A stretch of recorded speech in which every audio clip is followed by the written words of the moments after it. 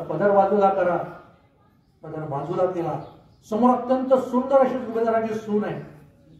छत्रपती बसले दरबारात, सिंहासनावर बसले। छत्रपतींच्या मुखातलं वाक्य, छत्रपतींच्या मुखातलं वाक्य आहे, अशीच आमची आई असती सुंदर रूपवती, आम्हीही सुंदर झालो असतो। तिच्यासारखी जर माझी आई असती तर मी सुंदर झालो असतो। या नजरेतला हरिपाठ आहे। नजरेमध्ये वासना त्यांनी जर ठेवली असती ती स्त्री तर त्यावेळेला जनांतराचं काही नवीन नव्हतं।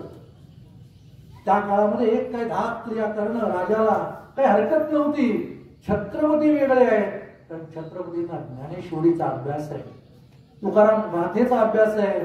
ही माझ्या समोर असलेली स्त्री ही परस्त्री आहे, ही माझ्या माते समान आहे।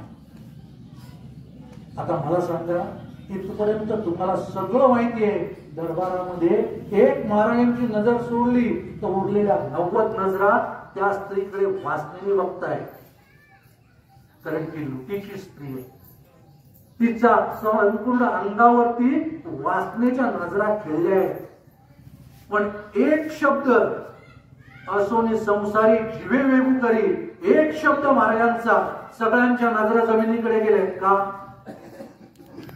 आतापर्यंत असलेली ती लुटीची स्त्री जी लुटून आणलेली आहे, या छत्रपतींची बहीण आहे। ही माझी बहीण आहे।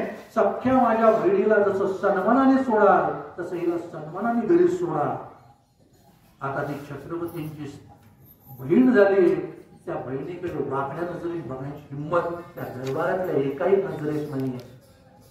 ती ताकद वाणीमध्ये आणण्यासाठी, तुमच्या वाणीमध्ये येण्यासाठी असोनी संसारी जिभे